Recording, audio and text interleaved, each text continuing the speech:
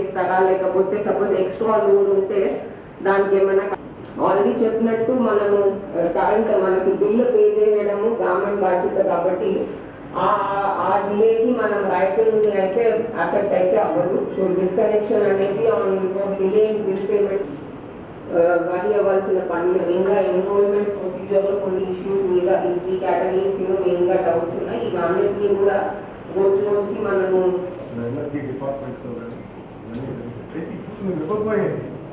ఈ స్కీమ్ గురించి ఉన్న అవగాహన ఇవ్వాలి అండ్ దాంట్లో ఉన్న రూమర్స్ అపోహాలన్నీ పోవాలి కాబట్టి ముందైతే అవేర్నెస్ కార్యక్రమమే సార్. ఈ నెల అంతా కూడా అవేర్నెస్ కార్యక్రమమే. తర్వాత మన దగ్గర ఉన్న రైతుల సర్వీసెస్ కూడా అందరికీ అంటే ఇండివిజువల్ గానే వెళ్ళి చేయమని చెప్పాను. ఎందుకంటే మనకి కరోనా ఇదంతా ఉంది కాబట్టి ఆల్ సర్వీసెస్ ని ఇండివిజువల్ గానే టచ్ చేసి అవేర్నెస్ ప్రోగ్రామ్ అనేది అవుతుంది సార్. అంటే అందరినీ స్కీమ్ వాళ్ళకున్న డౌట్స్ అన్ని క్లియర్ చేయడానికి. అది అయ్యాక ఎన్రోల్మెంట్ ఫామ్ లాగా చిన్నగా ఒకటి తీసుకుంటాం. సో మనకు మెయిన్గా కావాల్సింది ఆధార్ నంబర్ కావాలి. సో దాన్ని తీసుకునేలాగా ఒక అప్లికేషన్ ఫామ్ తీసుకొని తర్వాత మీటర్ బిగించే ప్రక్రియ అనేది అక్కడ అవుతుంది. కూడా ఖచ్చితంగా జనం నుంచి వెళ్ళాల్సింది కాదు. నాచురల్లీ మంచి పనికి స్వాగతం పలికే పరిస్థితి కూడా ఇంకొక పాట నుంచి డెమోక్రసీలో లేదు.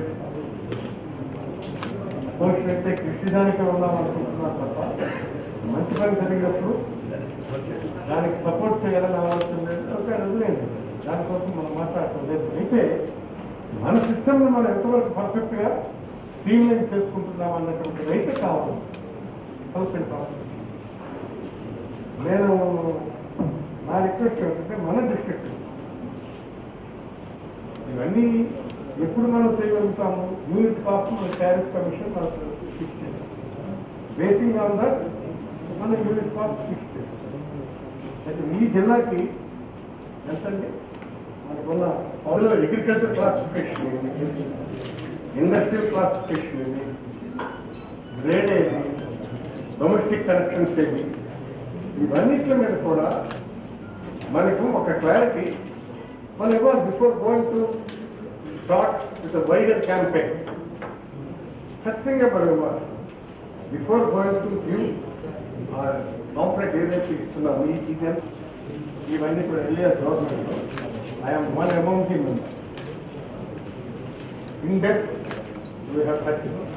అందుకే ఇప్పుడు మీకు ట్రాన్స్మిషన్ ఆఫీసర్ మీ క్యాల్కులేషన్ ఇప్పుడు నేను చెప్పిన transformer to transformer how many connections we are having accuracy కదండి. ఇప్పటికైనా కానీ దీనికి is a very good opportunity to your department. ఖచ్చితంగా రిఫార్మింగ్ యాంగిల్ తీసుకోవాల్సిందే. మనమే కాదు, ఏ గవర్నమెంట్ అయినా అల్టిమేట్గా తప్పు. ఆ గవర్నమెంట్ కూడా చేశాను కదా, ఆ కరెక్ట్గా మిస్హ్యాండిల్ చేయలేకపోయినా చేసింది కాబట్టి అజిటేషన్ వచ్చింది. అది ఇప్పుడు మనకు అవసరం లేదు, మనం ఫ్రీగా ఇచ్చేస్తామంటున్నాం. అయితే అదే టైంలో డిపార్ట్మెంట్ మీరు ఖచ్చితంగా స్ట్రీమ్లైన్ చేసుకోండి. స్ట్రీమ్లైన్ చేసుకోండి. ఇప్పుడు ఆపర్చునిటీగా తీసుకోండి. ఏ ఒక్క కనెక్షన్ ఉన్నామో తీయడం కానీ లేదు, మనం టారిఫ్ పెంచడం కానీ ఏదో ఉండదు. ఫ్రీ విసిటింగ్ అయితే నేను సిస్టమైజ్ చేయాలన్నటువంటి ఆలోచనతో మనం చేస్తున్నాం. ట్రాన్స్మిషన్ అది ఎన్ని ఉన్నాయి కనెక్షన్లు మీరు రఫ్గా ఇచ్చారు, చూశాను మీరు రఫ్గా దాంట్లో స్టేట్మెంట్. బట్ నేను అంటున్నటువంటి ఏంటంటే ట్రాన్స్మిషన్ లాసెస్ కరెక్ట్గా మన దగ్గర ఏముంది, హెల్ఫరేజ్ ఎలా జరుగుతుంది, హెల్ఫరేజ్ జరగడం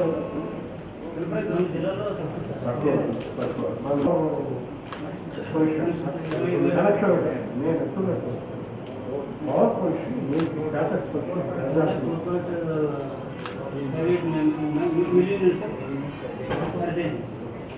నేనేమంటానంటే మనకి బిజినెస్ రిలీజ్ అయ్యింది బాగుంది సార్. దాన్ని మనం ఏ విధంగా ఎన్ని మనకి కనెక్షన్ ఓవరాల్ అది తెలిసి చూస్తాను. 31 క్లాస్ చూస్తాను.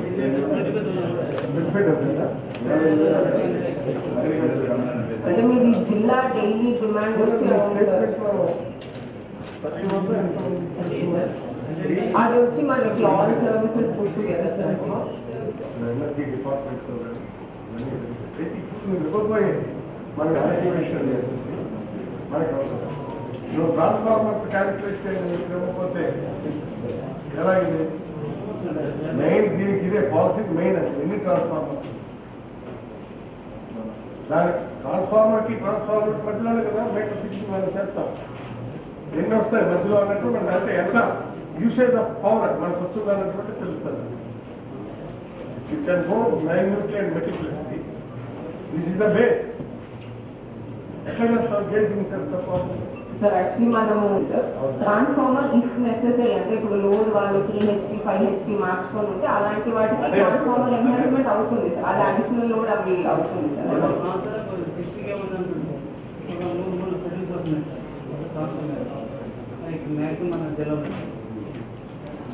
ఫ్లెక్సీస్ కూడా మనం ఇచ్చారు, దానికి కూడా ఇచ్చారు. తర్వాత బార్బర్స్కి ఇస్తున్నాం, డోబీస్కి ఇస్తున్నాం, ఇండస్ట్రీస్కి ఇస్తున్నాం, స్మాల్ స్కేల్ ఇస్తున్నాం. అది దేని దానికి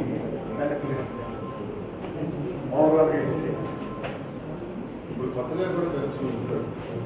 మళ్ళీ వెరీ వెరీ క్లియర్ అన్నమాట. భయం ఉందా? నా భయం ఉందా? ఎక్కడ కూడా మిస్పేర్ చేస్తారు. బ్రహ్మాండమైనటువంటి పదార్థానికి చతుర్థమైనటువంటి ఆల్రెడీ రేటు స్టార్ట్ అయింది.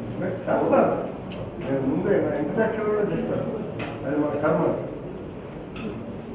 నేను ఏమిటంటే మనం చాలా పాజిటివ్గా తీసుకుంటాం, అగ్రెసివ్గా. అది పాజిటివ్ అగ్రెసివ్. అంటే కొన్ని పాయింట్స్ ఉన్నాయి సార్, పాజిటివ్ పాయింట్స్. అది వీళ్ళందరూ కూడా మనం వీటికి అవేర్ అంటే జస్ట్ 5 or 6 పాయింట్స్ ఉన్నాయి, వెరీ వెరీ క్రిటికల్ పాయింట్స్ అనమాట. ఒకటి ఏంటంటే సార్, మన ఇప్పుడు వాట్ ఎవర్ డన్ అంటే, ఒకటి పోయిన సంవత్సరం కన్నా 9 hours రీడర్స్ చేసుకోవడానికి ప్రభుత్వం చేసినటువంటి ప్రయత్నాలు ఈ రోజు మన 89% కంప్లీటెడ్ సార్. అంటే ఏవైతే ఫీల్డ్ మార్చడానికి ఉందో, సో దట్ 9 hours పవర్ అనేది కంటిన్యూస్ ఉండబోతుంది. అది గతంలో అనేది ఉండేది కాదు. Almost 1 year work and lines replacement ఇవన్నీ చేశాను. సెకండ్, లాసెస్ ఏవైతే ఉన్నాయో అది ఆల్మోస్ట్ 38% తగ్గించడం జరిగింది. Interruptions, basically interruptions and power అంటే కంటిన్యూస్ పవర్ ఇవ్వగలిగింది సార్. ముఖ్యంగా సార్ దీంట్లో ఒకటి వాట్ ఆల్సో మనం ఏం చెప్తున్నామంటే, ఫస్ట్ పాజిటివ్ థింగ్ ఏంటంటే మీటర్ పెట్టడం వల్ల కరెంట్ ఒక క్వాలిటీ ఇంప్రూవ్ అవుతుంది చెప్పి చేస్తా ఉన్నాం. ఎందుకంటే ప్రాజెక్ట్ ఉంది. సో అది ఏ రకంగా ఇంప్రూవ్ అవుతుంది చెప్పి ఒకటి క్వాలిటీ అంటే ఏ రకంగా మీటర్ పెట్టడం వల్ల సార్. రెండవది సార్, ఇంకొక ఇది ఏమిటంటే, ఈ యొక్క అవకాశం వాడుకుంటూ గతంలో వాళ్ళు ఎవరైతే వాళ్ళ పేరు మీద వాళ్ళ తండ్రి పేరు మీద కొన్ని కనెక్షన్స్ ఏమైనా ఉంటే దాన్ని మ్యూటేషన్ చేసుకోవడానికి మనకు ఒక అవకాశం కల్పిస్తున్నాం. So that also they will be able to it. And ఇంకొకటి ఏంటంటే మినిస్టర్ గారు అదే చెప్పారు సార్, అంటే ఇప్పుడు దీనివల్ల రైతులకి ఏమిటంటే, ఇదేమో రైతుల ఖాతా నుంచి అక్కడ వాళ్ళకి డిస్ట్రిబ్యూషన్ కంపెనీకి పోతుంది కాబట్టి రైతులు ఇది అమౌంట్ చెల్లించినట్టు, రైతులు ప్రభుత్వం రైతుల ద్వారా అమౌంట్ చెల్లించినట్టు. సో వాళ్ళు ఈ కంపెనీ వాళ్ళని అడిగే ఇదేమో ఉచితంగా ఇచ్చేది కాదు, ఇది డబ్బులు ఇస్తున్నారు, రైతులు ఇస్తున్నారని చెప్పి వాళ్ళని అడగడానికి ఒక హక్కు ఇది ఫార్మర్స్ వస్తుంది. అది జస్టింగ్ ముందే కంటే మనం స్టేట్ గవర్నమెంట్ చూస్తాం. ఇప్పుడు రైతుకు కూడా తెలియాలి, government training on behalf of the farmer తెలియాలన్నటువంటిది మనం చెప్తున్నాం. అందుకోసం ఇది పెట్టారు. లేకపోతే ఇక్కడికి వచ్చి మళ్ళీ ఈ పాయింట్ వాళ్ళు అక్కడ పంపిస్తూ and people must know about these things, what are they saying with the government, the better welfare of the farmers. అది మన వాళ్ళకి తెలియాలి. అందుకు అది వాళ్ళు చేశారు.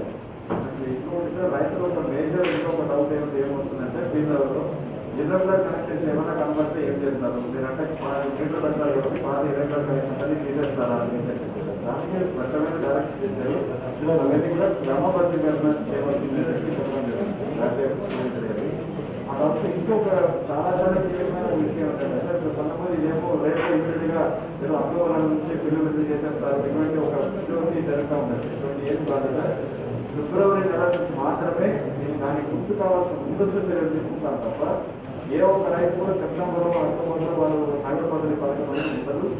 మళ్ళీ ఫిబ్రవరి మాత్రమే ఇది అమలు జరుగుతుంది సార్. అది కూడా మనతో పాటు ఏప్రిల్ నుండి అన్ని రాష్ట్రంలో మొత్తం అనేది కూడా ఇది ఇదేమో మన ఒక జిల్లాకు మనకి మాత్రమే చెప్పి ఒక చేసుకున్నాం.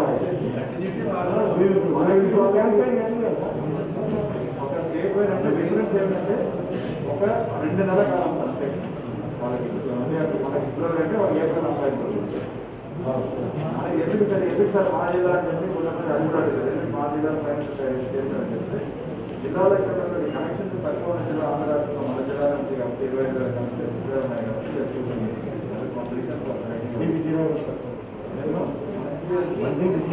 విశాఖపట్నం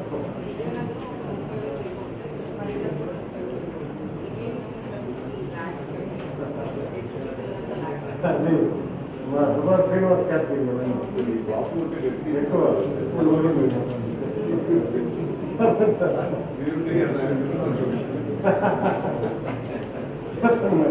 అక్కడ బాగానే ఉంది మనకి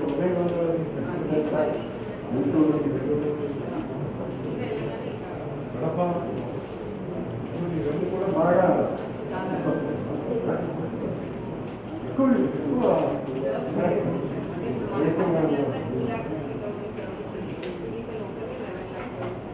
అక్కడ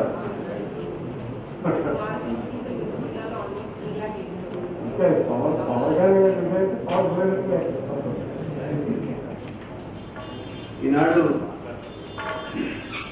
వైఎస్ఆర్ ఉచిత వ్యవసాయ విద్యుత్ పథకం గౌరవ ముఖ్యమంత్రి వారు ఈ రాష్ట్రంలో ఉన్న రైతాంగానికి 9 గంటలు స్వచ్ఛమైనటువంటి వ్యవసాయ కరెంటు ఫ్రీ కరెంటు మనం ఇచ్చేదానికి ఒక కొత్త విధానంతో ప్రవేశపెట్టడం జరిగింది. ఎవరెవరికి వర్తిస్తున్న దానికి ఈ పథకం ప్రస్తుతం ఉచిత విద్యుత్ పొందుతున్న అందరూ రైతులకు వ్యవసాయ వినియోగదారులందరికీ వర్తిస్తుంది. ఈ పథకంపై ఏ ఫిర్యాదులు ఎవరికి చేయాలి దాని మీద ఫిర్యాదులు విద్యుత్ సంస్థల టోల్ ఫ్రీ నెంబర్ 1912కి ఫోన్ చేసి పరిశీలించుకోవచ్చు. అలాగే రైతులు తమ జోబుల నుంచి ఒక్క పైసా కూడా చెల్లించవలసిన అవసరం లేదు. ప్రభుత్వం ఏ విధంగా ఉచిత విద్యుత్ పొందుతున్నారో అదేవిధంగా ఎక్మేతలు కూడా పొందుతారు. ఖర్చు మొత్తాన్ని రాష్ట్ర ప్రభుత్వమే భరిస్తుంది. అదేవిధంగా కొనసాగుతాయి. ఒక్క విద్యుత్ కనెక్షన్ కూడా తొలగించే కార్యక్రమం లేదు. రోజువారీ 9 గంటల విద్యుత్ యథావిధిగా కొనసాగుతుంది. రోజు 9 గంటల విద్యుత్తులో ఎటువంటి తగ్గింపు ఉండదు. ఖర్చు చేసిన యూనిట్లన్నీ ఏ విధంగానైతే ప్రస్తుతం ఉన్నాయో ఉచితంగా సరఫరా చేస్తున్నారో అదేవిధంగా ఎకమేతలు కూడా సరఫరా చేస్తారు. అలాగే 9 గంటల ఉచిత విద్యుత్ వినియోగానికి ప్రస్తుతం పరిమితి లేదు. ఇక మీదటి కూడా అదే విధంగా కొనసాగుతుంది.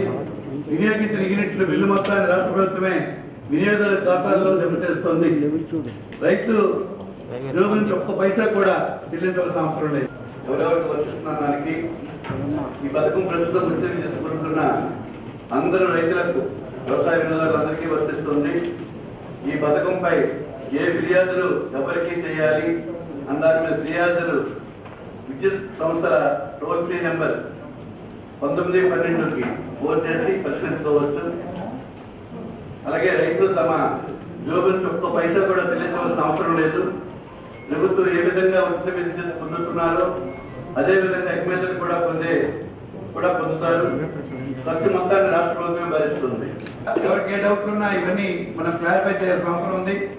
దయచేసి అందరూ ఇది కొంచెం రైతులకి ఇది తెలియజేయవలసిన చైతన్యపరచాల్సిన అవసరం ఉంది. అలాగే ప్రజలకు కూడా ఈవేళ ప్రతిపక్షం దీని మీద పెద్ద ఆరోపణలు చేస్తూ మీటర్లు పెడుతున్నారు, ప్రభుత్వం రైతుల నుంచి డబ్బులు వసూలు చేస్తుందన్న అపోహ కలిగించే విధంగా మరి ప్రచారం చేస్తున్నారు కనుక మరి మనందరం ఎవరికి వారుగా ఈ విషయాన్ని బయటకు తెలియజెప్పి పత్రికల ద్వారా మాతృ క్యాన్వస్ చేసి ప్రభుత్వం ఏ లక్ష్యంతో ఈ ఉచిత విద్యుత్ నాణ్యమైన 9 గంటల కరెంట్ ఇవ్వబోతుందో అది వివరంగా అన్ని విషయాలు కూడా తెలియపరచాలి. ఏ రకమైన ఇబ్బంది కూడా రైతు సోదరులకి ఉండే విధంగా ఈ ప్రభుత్వం చేయదు. అన్ని కూడా మనం భరించి రైతులకి ఉచిత విద్యుత్ 9 గంటల నాణ్యమైన విద్యుత్ 35 సుమారు ఇంకొక 30 సంవత్సరాలు కూడా ప్లాన్ చేసి విద్యుత్ ఇవ్వడం జరుగుతుంది కనుక ఎవరు ఎటువంటి అపోహలు పడవలేదు. సంబంధిత అధికారులకు ఎవరికి అడిగినా, ప్రజాప్రతినిధులకు అడిగినా ఈ విషయాలు ఎవరికైనా అపోహలు అవి ఉంటే అవి క్లారిఫై చేసుకోవచ్చు. సో ఈ అవగాహన కార్యక్రమము